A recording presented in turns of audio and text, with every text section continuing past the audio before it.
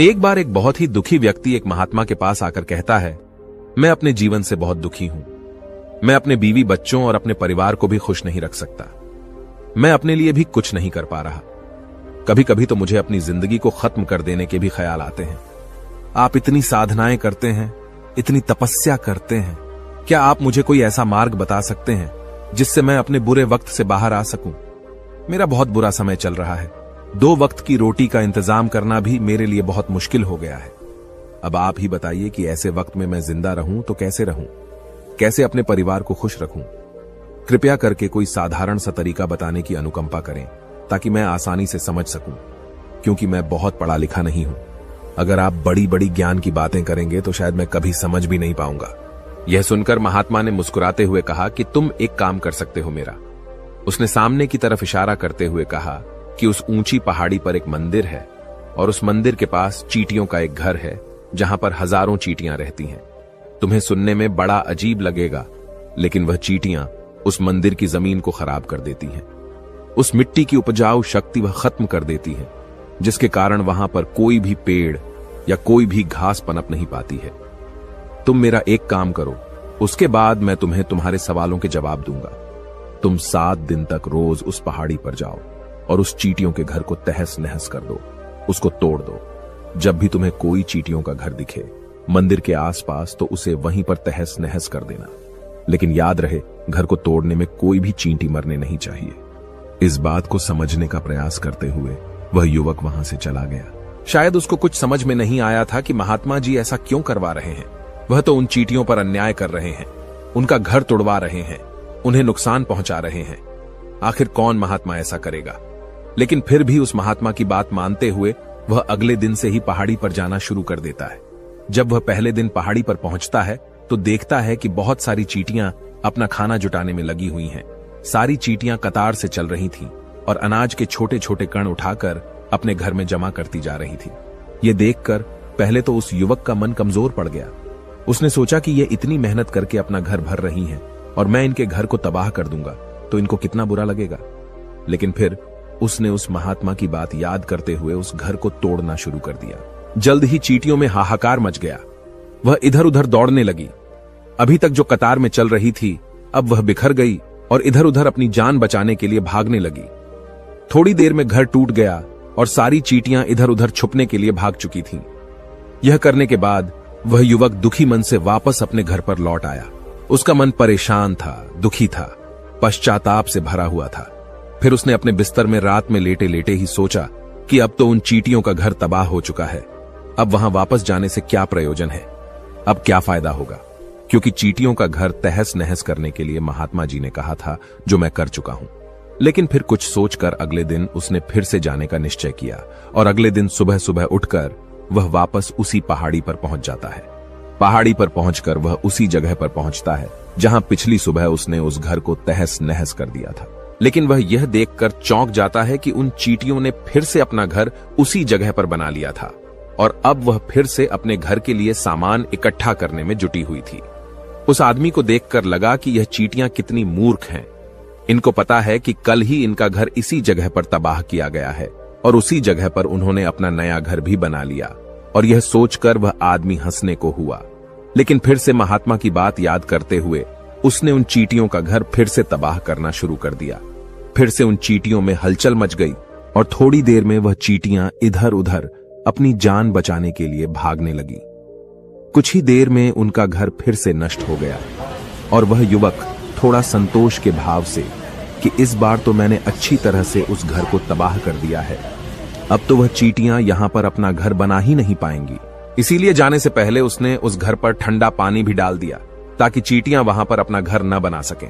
और इस तरह अपना कर्म पूरा करके वह युवक फिर से अपने घर लौट आया। आज रात में सोते वक्त फिर से वह इंसान यही सोच रहा था कि क्या महात्मा यह सही काम करवा रहे हैं? क्या किसी का घर तबाह करना किसी सिद्ध पुरुष को शोभा देता है? क्या हो अगर वह महात्मा सिद्ध पुरुष हो ही ना? क्या होगा अगर वह मुझे बेवकूफ बना रहे हो? लेकिन फिर उसने निश्चय किया कि मैं अपने काम को पहले पूरा कर लेता हूं, उसके बाद ही पता चलेगा कि महात्मा मुझसे ऐसा क्यों करवा रहे थे। और यही सोचकर वह रात में सो जाता है। अगले दिन सुबह उठकर वह फिर से उसी पहाड़ी की ओर निकल जाता है।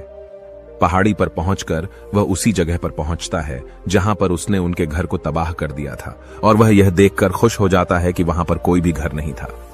सारी चींटियां वहां से भाग चुकी थीं।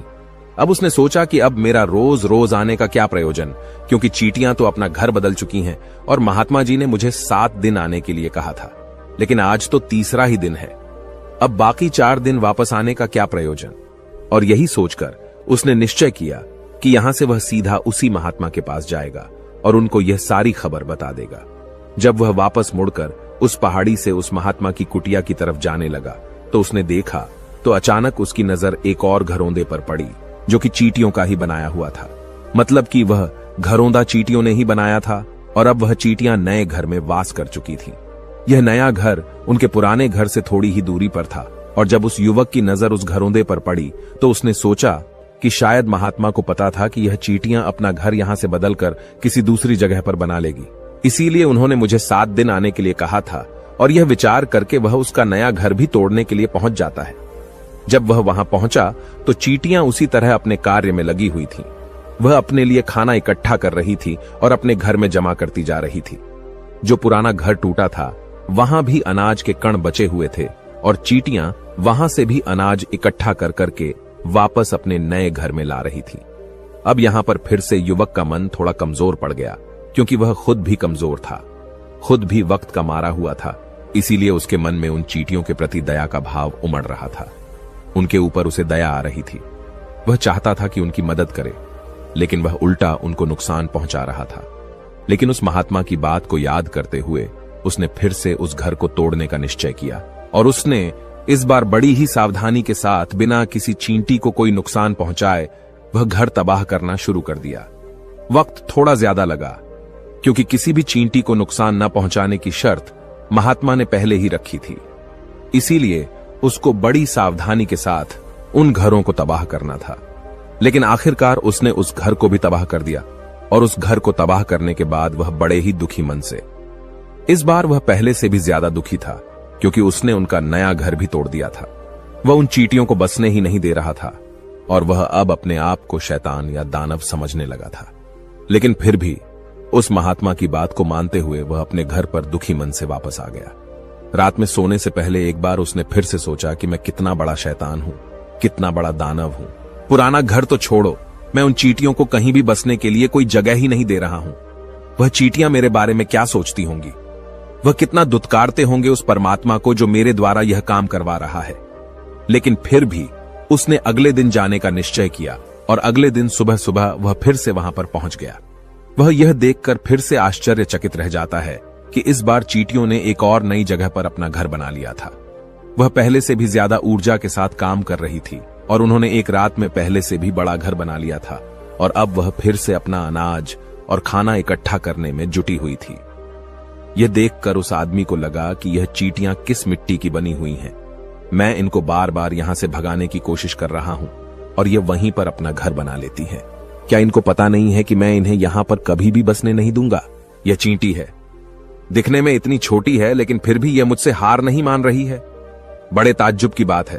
और इस बार उसने गुस्से में उस घर को तहस नहस करना शुरू कर दिया। लेकिन इस बार तहस नहस करते हुए कुछ चींटियां वहीं पर मर गईं। उसके पैरों तले कुचल दी गई। कुचलने के बाद जब वह अपने अहंकार से बाहर आया तो उसने देखा कि गुस्से में उसने उन चींटियों को कितनी क्षति पहुंचा दी है। उसका मन पश्चाताप से भर गया और वह रोता हुआ अपने घर की तरफ बढ़ गया। रात में सोते वक्त उसने सोचा कि मैं उन चींटियों पर बहुत ज्यादा अत्याचार कर रहा हूं, अब इससे ज्यादा अत्याचार मैं नहीं कर पाऊंगा। और यही सोचकर वह अगले दिन उन चींटियों के लिए अपने घर से थोड़ा आटा लेकर उसी पहाड़ी पर पहुंच जाता है। आज उसके मन में उन चींटियों के प्रति श्रद्धा का भाव था, दया का भाव था। आज वह उनकी मदद करना चाहता था। और जब वह वहां पर पहुंचा तो चींटियां फिर से अपने नए घर को बनाने में जुटी हुई थीं। उसने बड़ी ही दया के साथ उन चींटियों को अपना लाया हुआ आटा खिलाया, और अगले 3 दिनों तक वह ऐसा ही करता रहा। जो इंसान पिछले 4 दिनों से चींटियों को नुकसान पहुंचा रहा था, अब वही इंसान उन्हें मदद कर रहा था। वह रोज सुबह जाता और उन चींटियों को अपने हाथों से आटा खिलाता। 7 दिन के बाद वह युवक उस महात्मा के पास पहुंचकर हाथ जोड़कर बोलता है कि हे महात्मा जी, मुझे माफ कर देना।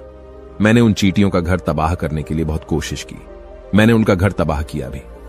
एक बार नहीं, 4-4 बार मैंने उनका घर तोड़ा। उसके बाद मैं हिम्मत नहीं कर पाया, उनके घर को नहीं तोड़ पाया। मैं समझ सकता हूं कि मैंने आपका काम पूरा नहीं किया और इसके बदले आप मुझे वह तरीके भी नहीं बताएंगे जो कि मुझे मेरे बुरे समय से बाहर निकाल सकते हैं। लेकिन मुझे इसका कोई दुख नहीं है। मुझे लगता है कि मैंने जो किया वह सही किया, इसीलिए मैं आपसे आज्ञा लेकर वापस जा रहा हूं। कृपया मुझे वापस अपने घर जाने की आज्ञा दीजिए। यह सुनकर उस महात्मा ने मुस्कुराते हुए कहा कि अरे बेटा, इतनी भी क्या जल्दी, रुको तो सही, जलपान तो कर लो, थोड़ी देर ठहर जाओ, उसके बाद चले जाना। और यह कहकर वह महात्मा उस युवक के लिए पानी लेकर आते हैं। पानी पिलाने के बाद महात्मा उस युवक से पूछते हैं कि तुम मुझे यह बताओ कि आखिर तुम उन चींटियों का घर तबाह क्यों नहीं कर सके। वह चींटियां तो छोटी छोटी हैं और तुम इतने विशाल हो, फिर भी तुम उन छोटी छोटी चींटियों का घर तबाह नहीं कर पाए।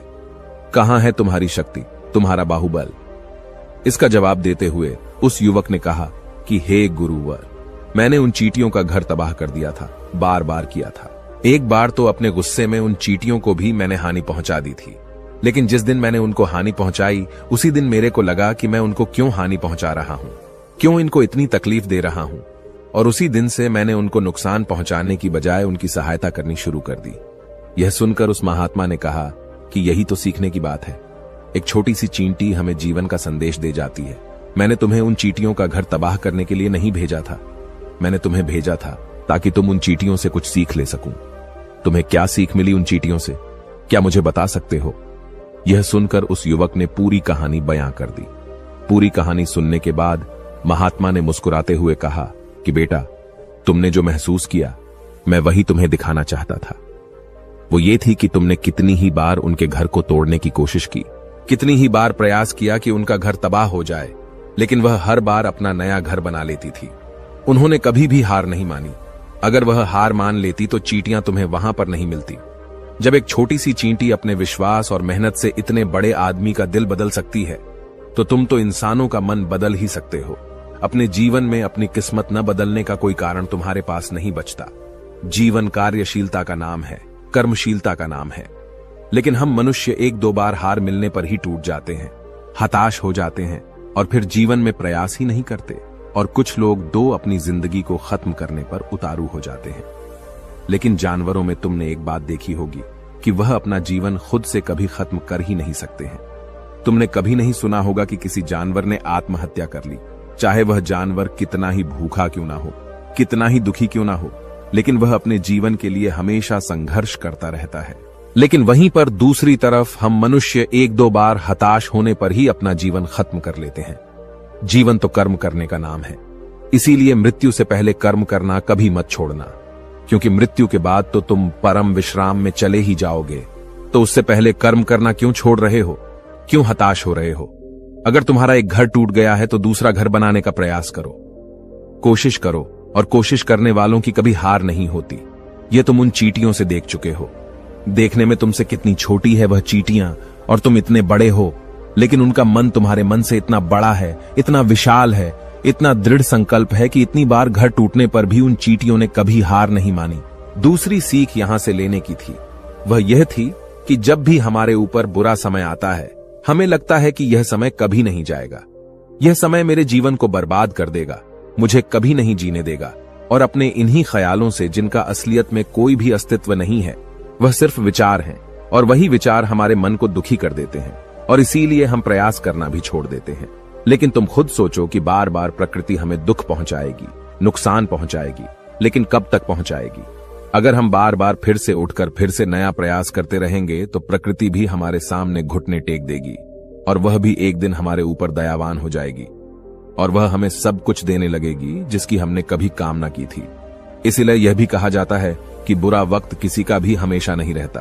तुमने खुद देखा कि तुम उन चींटियों को तबाह करने के लिए पहुंचे थे, लेकिन बाद में तुम्हें उन चींटियों को अनाज और आटा देने लगे। तुम ही उन पर कृपालु हो गए। क्यों हुए? क्योंकि तुमने देखा कि वह चींटियां हार ही नहीं मान रही हैं। इसी तरह अगर तुम भी अपने जीवन में कभी हार नहीं मानोगे तो एक न एक दिन ये प्रकृति तुम्हें वह सब कुछ देगी जो तुम अपने जीवन में पाना चाहते थे। इसीलिए हमेशा याद रखना, हमें बिना रुके, बिना थके और बिना परिणाम की चिंता के बस कार्य करते जाना है। और दूसरा यह कि एक न एक दिन प्रकृति तुम्हारे उस कर्म का परिणाम तुम्हें जरूर देगी। तो दोस्तों, कैसी लगी आपको यह कहानी, आप हमें कमेंट सेक्शन में जरूर बताना, और अच्छी लगी हो तो इस चैनल को सब्सक्राइब जरूर कर लेना। तो चलिए मिलते हैं ऐसी ही कोई नई कहानी में कोई नए मैसेज के साथ। तब तक के लिए अपना ख्याल रखें। धन्यवाद। नमो बुद्धाय।